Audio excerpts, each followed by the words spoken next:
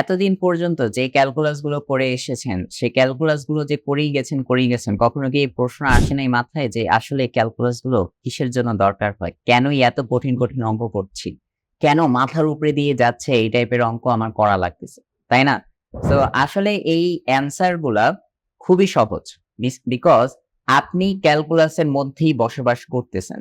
আপনি যে আপনার বাসায় যে সকল ডিভাইস আপনি ইউজ করতেছেন, এসি, ফ্যান, যত ইলেকট্রনিক্স ডিভাইস, যত electrical device and every advance technology যা কিছু ইউজ হচ্ছে, কোনো একটা জিনিসও ক্যালকুলাস ছাড়া পসিবল হয়নি। সো এই যে ক্যালকুলাসের রেঞ্জ কিন্তু অন্য ধরনের। ইভেন দেশ পরিচালনা করার জন্য ইকোনমিক সিস্টেমকে কিন্তু আমার সচল রাখতে হয়। সেক্ষেত্রেও আমার ক্যালকুলাসের কোনো বিকল্পই নাই। সো ক্যালকুলাস ছাড়া আসলে এই জিনিসগুলোর অ্যাডভান্সমেন্ট একদম ইম্পসিবল। ইভেন এত বড় রেভলিউশনারি যে ইকুয়েশন আমরা জেনেছি E=mc², আইনস্টাইনের থিওরি অফ রিলেটিভিটি, সেটাও ক্যালকুলাস ছাড়া পসিবল হয় নাই। সো ক্যালকুলাস ছাড়া আসলে এই জিনিসগুলা কোনোভাবেই সম্ভব না, কল্পনাও করা যায় না। ক্যালকুলাস সবচেয়ে বেশি কাজে লাগে ইঞ্জিনিয়ারিং এ কোন কোন সেগমেন্টে সেটা একটু আমি বলি। এটা হচ্ছে ফার্স্ট অফ অল আমার হচ্ছে অপটিমাইজেশন সিগন্যাল প্রসেসিং এর জন্য খুব বেশি কাজে লাগে। যেমন আপনি কোনো একটা ডিভাইস যদি আপনি হচ্ছে ইনভেন্ট করেন বা তৈরি করেন, সেই ডিভাইসটা আসলে কতটুকু ভালো কাজ করতেছে এবং এটা আপনার নেসেসিটির উপর বা পরিবেশের উপর কত ভালো কাজ করবে। সো এটা যত আপনি ঠিক করবেন তত ভালো এটা কি হবে, অপটিমাইজড হবে। সো এই যে অপটিমাইজেশনের জন্য ক্যালকুলাসের কোনো অল্টারনেটিভ থিং নাই আসলে।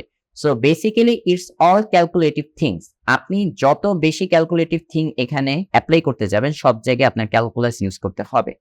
দেন হচ্ছে সিগন্যাল প্রসেসিং। সিগন্যাল প্রসেসিং এর জন্য আমরা অলরেডি কিন্তু পড়ে আসছি ফোরিয়ার ট্রান্সফরমেশন। সো ওই যে আমরা দেখেছিলাম যে এই যে সাউন্ড, যেটা অনেক বেশি আমাদের কাজে আসে ডে টু ডে লাইফে, যে সাউন্ডের যে স্মুথনেসটা মেনটেন করার জন্য আমরা কিন্তু সিগন্যালটাকে প্রসেস করা লাগতেছিল। বা ধরেন আমাদের লাইফে নানান ডিজিটাল সিগন্যাল তো পাস করতে হয়, তাই না? সো এই যে ডিজিটাল সিগন্যাল গুলো পাস করতে হচ্ছে, বা আপনি যে নয়েজ ক্যান্সেলেশন ইউজ করতেছেন, অটো এআই দিয়ে নানান ধরনের কাজগুলো করে ফেলতেছেন, এই কাজগুলো কিভাবে সম্ভব হচ্ছে? উইদাউট এনি ডিস্টরশন নানান ধরনের সিগন্যাল আমরা এক জায়গা থেকে আরেক জায়গায় পাস করতে পারছি। সো এগুলা কিন্তু এই যে ফোরিয়ার ট্রান্সফরমেশন এরকম ক্যালকুলাসের মাধ্যমে সলভ করা পসিবল হয়েছে। পরবর্তী যেটা, সেটা হচ্ছে হিট ট্রান্সফার এবং fluid dynamics. So heat transfer এবং ফ্লুইড ডাইনামিক্স এর ক্ষেত্রেও কিন্তু ক্যালকুলাস অনেক কাজে দেয়। আমরা কিন্তু ইন্টারমিডিয়েটে থার্মোডাইনামিক্স এর একটি আলাদা চ্যাপ্টার পড়েছিলাম ফিজিক্সে। সেখানেও যদি আমরা একটু অ্যাডভান্স লেভেলের কিছু ইকুয়েশন দেখে থাকি, সেখানে কিন্তু ক্যালকুলাসের ছিটেফোঁটা হইলেও ছিল। সো ক্যালকুলাস ছাড়া এগুলো আসলে সলভ করা একদমই ইম্পসিবল, বড়সড় যে ম্যাথ গুলো আছে। দেন আসি হচ্ছে ফিজিক্সে electromagnetism, quantum mechanics, general relativity, এই প্রত্যেকটা জায়গায় ক্যালকুলাসের হিউজ কমপ্লেক্স ম্যাথ করে তারপরে হচ্ছে সলভ করতে হয়।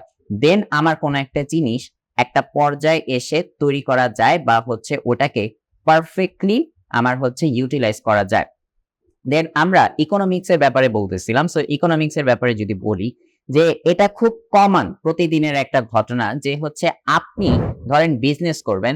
এখন আপনি অবশ্যই বিজনেসের জন্য ফার্স্ট যে জিনিসটা থিঙ্ক করবেন সেটা হচ্ছে প্রফিট। এখন আপনার বাজারে হচ্ছে আলুর অভাব নাই, এত আলু যে আলুর মানে মার্কেটে হচ্ছে অনেক বেশি আলু, এন্ড আলুর দাম অনেক কম। এখন আপনি যদি চিন্তা করেন যে না আমি প্রফিট অনেক করতে চাই, তো আপনি আবার আলুর বিজনেসেই হচ্ছে ঢুকেন, তাহলে কি হবে? তাহলে তো জিনিসটা হবে না।